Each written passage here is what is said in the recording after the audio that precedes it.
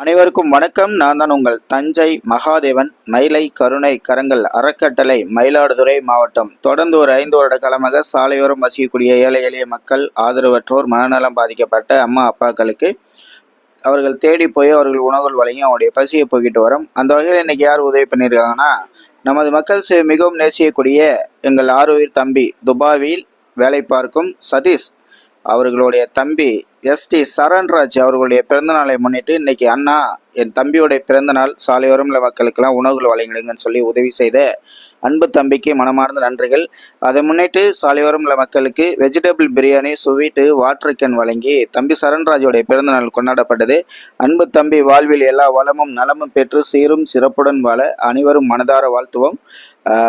தொடர்ந்து இது போல செய்வதற்கு சப்போர்ட் பண்ணுங்க, ஆதரவு கொடுங்க. நன்றி, வணக்கம்.